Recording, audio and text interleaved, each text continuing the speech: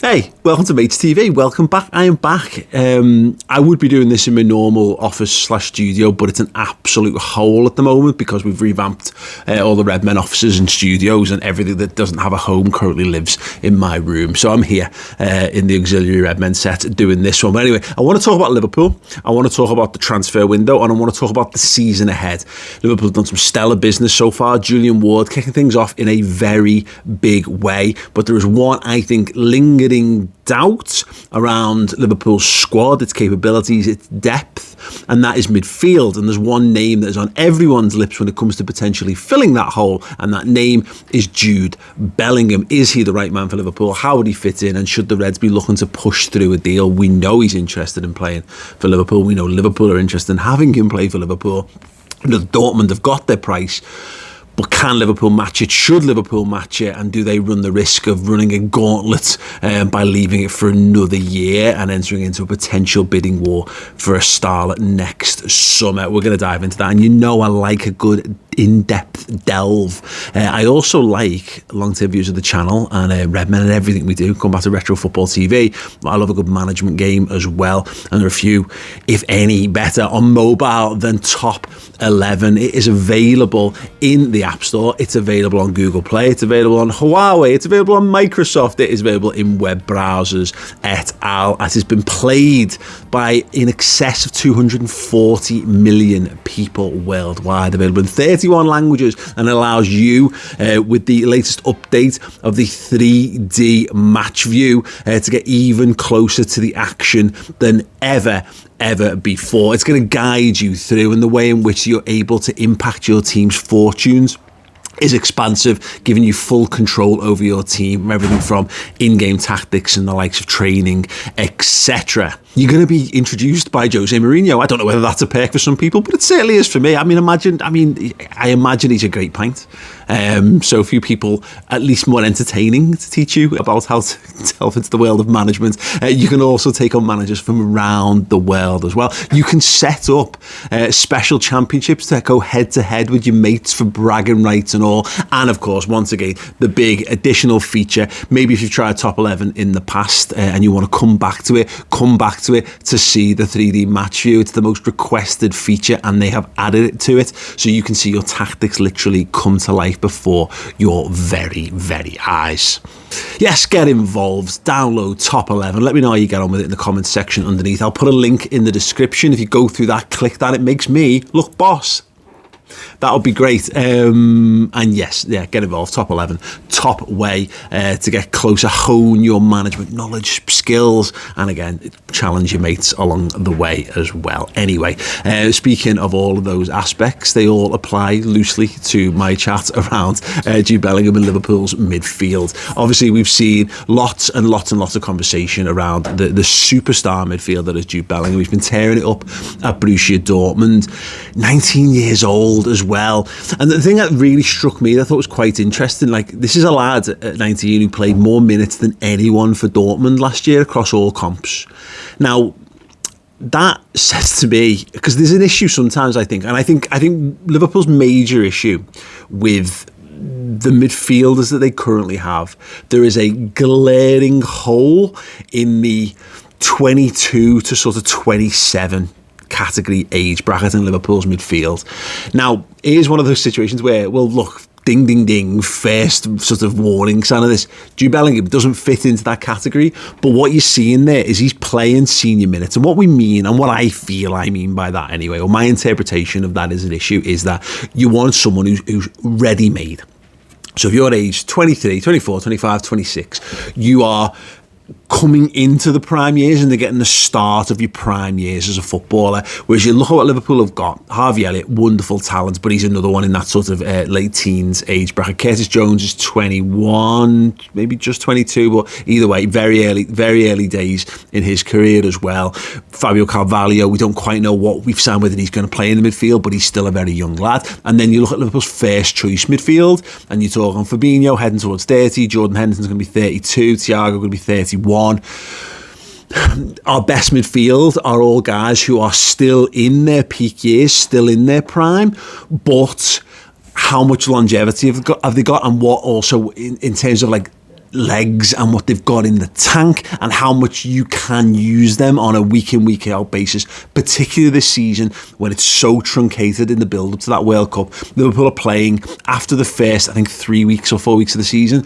It's 2 games a week up until the World Cup. The World Cup's not going to impact Liverpool in the same way as it will perhaps a few of the other top sides, because there's not loads of internationals who are likely to go, but just that condensed period. Is that midfield 3 capable of playing 2 games a week, every week, for that entire period, and then in the back end of the season, in the business end as well? And the answer is probably it'll do okay, but for how long? What you want is at least one midfielder who's right there, who's ready to take that step up. Who's the next Henderson? Who's the next Thiago? Who's the next Fabinho? And it's slightly less pressing on Fabinho, I think, because he's a little bit younger. But what you've got around that, who should be there to step up? It should be Naby Keita and it should be Alex Oxlade-Chamberlain. Naby Keita, I think, will stick around, and I think he should stick around. I think he earned the right to stick around. I think we've gotten to the bottom of his injury issues broadly. He'll still have little bits and pieces. All footballers pick up knocks throughout the season, but I don't think we're going to see him miss large swaths of the season this time around. And look, Alex Oxlade-Chamberlain fixed his injury problems, but the question now is that, has the side moved beyond Oxlade-Chamberlain as a midfielder? He had a big role to play in Liverpool's title-winning season. He had an important role to play last season for Liverpool, but those are the 2 guys who were bought in to basically put James Milner, Gini Wijnaldum and Jordan Henderson out of a job. Gini Wijnaldum was playing more games than anyone in his final season. James Milner has just aged out but has had a contract extension and is still there performing his role in the squad. And Henderson's the skipper, and he's held on, and rightly held on. So it leaves us, I think, with one slot, and this could be filled quite easily by... Look, Harvey Elliott could just step up in a big way. He looked prime for it at the start of last season, albeit he's still young and he's still obviously a little untried as a result of the injury that he suffered against Leeds United. I think Curtis Jones has been played with the sort of stoppers on a little bit. I think he's being held back to make him a bit more of a sturdy midfielder.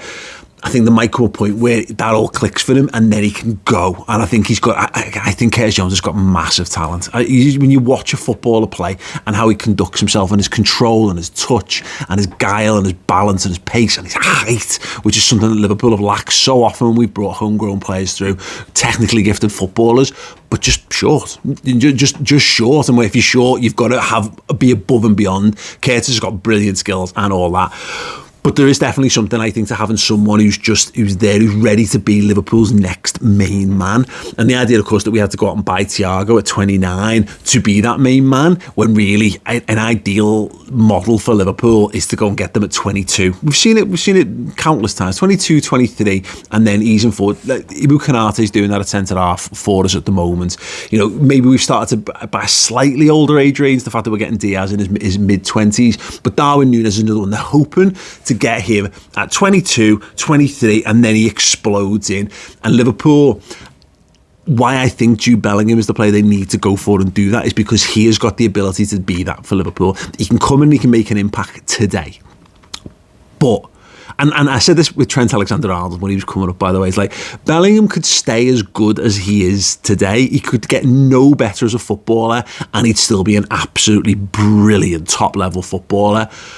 But he has got so much more development to come, so much further to go in his game, so many more elements and experience. He's not even filled out yet. You don't fill out till you hit your mid-20s, and that's when you truly know what you've got. You know, he'll broaden out, and he could any remaining weaknesses in his game, which might just be that he's a bit slight, they'll be gone, and he'll also potentially have like 300 games in the, you know, if he's having to put under his belt and multiple trophies, you could have the best midfielder on the planet.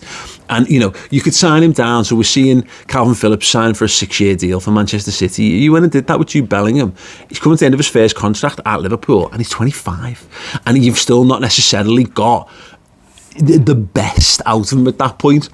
So there's talk that it's going to be like £100 million to get him out of Dortmund this summer. And that's a ridiculous amount of money for a 19-year-old. Let's make that perfectly clear. And if it was up to me, I don't think I would be comfortable. Let's consider him, because that's the budget plus. I don't even know whether that's I don't know where that money would come from for a start. I don't know that Liverpool have got that money. Liverpool clearly have money, and we know Liverpool are very canny in how they use it. Haven't spent the money that they spend, and I know they've recouped obviously money from Minamino. You've got Origi's wage back on the budget. There's lots of other small bits and pieces that we've kind of moved on. Obviously, Mane and Minamino being the big ones. You spent the money on Nunes. You spent the money on Carvalho. You spent a bit on Calvin as well. I don't know whether Liverpool could afford that 100 million, but I don't know whether they can afford not to spend it as well. Liverpool won't be held to ransom, but that's maybe the slight issue. If you've decided that he's the answer, there's going to be a lot of other football clubs who think he's the answer as well, and a lot of different types of draw. Now, I don't worry about the law of Liverpool anymore. Liverpool are, look, they're in that thin slice, upper echelon of the best football teams in Europe and therefore the world. They've got the best manager, or certainly one of the most attractive managers in terms of who would you want to play for. There, again, in the thin slice, Pep Guardiola being that too, of course. There's all the other things that come around with being Liverpool and the atmosphere and the songs and the love and the support and all that kind of stuff.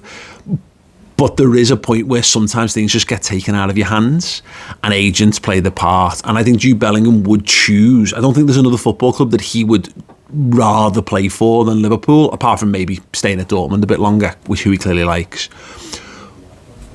But if you don't get this done, things happen and things change and things move. Maybe he's on international duty and he has a spat with Trent, and then he decides, oh no, we're not mates anymore, or something. Stupid things. That's a stupid example, but it's an example. Maybe just something else.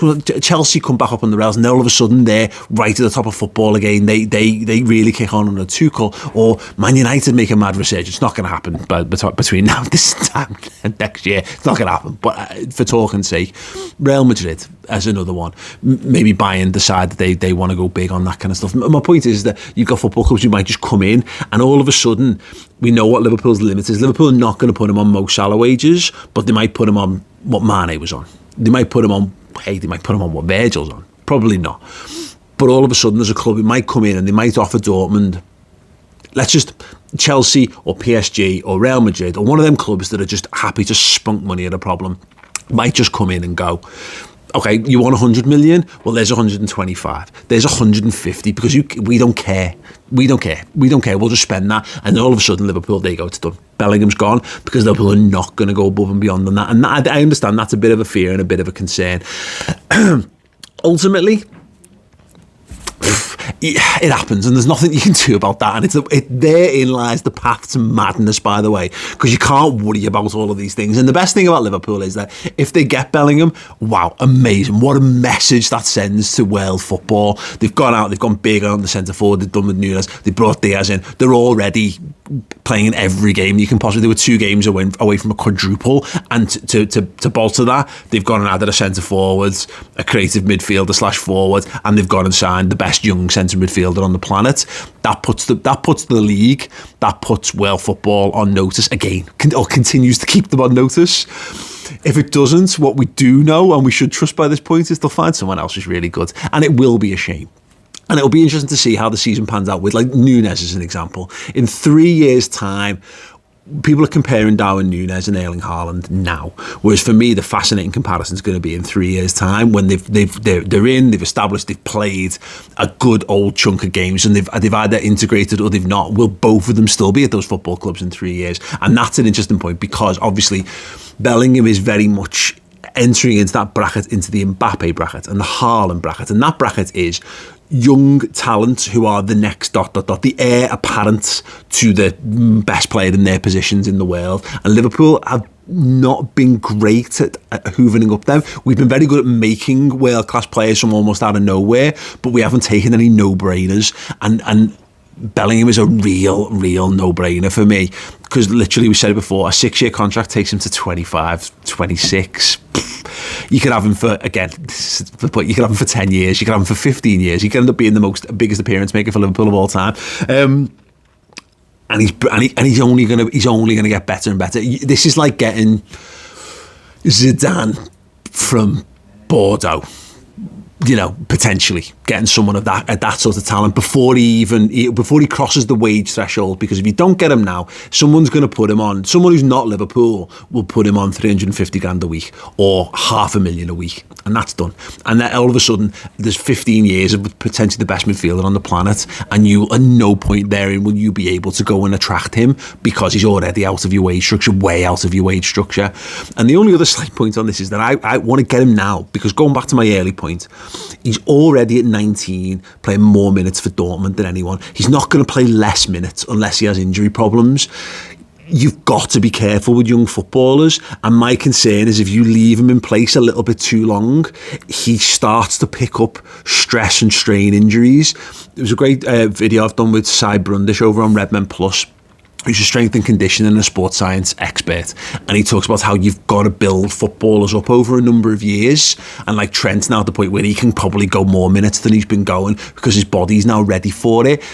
The problem with Bellingham is if we're not careful, Dortmund might actually hurt him, and then when you do go and pick him up, his shelf life's been shortened, so he's got less time on the end of his career, or he might have more ongoing problems that you're then working on. So it's a minor point, but yeah, what I would say is Liverpool in an ideal world, so just go and buy Bellingham, and then basically all of a sudden people are like comparing Liverpool and City, and all of a sudden people go, well, Liverpool have got all these things going for them that City can't possibly do. Again, the fan base, the history, the songs, the atmosphere, the vibrance.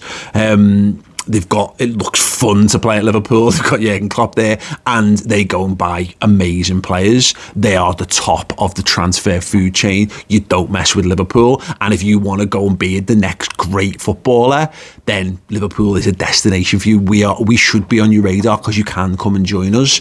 I think that would be a very positive message. Doesn't mean Liverpool won't get him if they don't do it this summer. They might well go and get him next year. They might be able to have a verbal agreement put in place, a Naby Keita type sort of deal. Fine. I want Bellingham because I want Bellingham.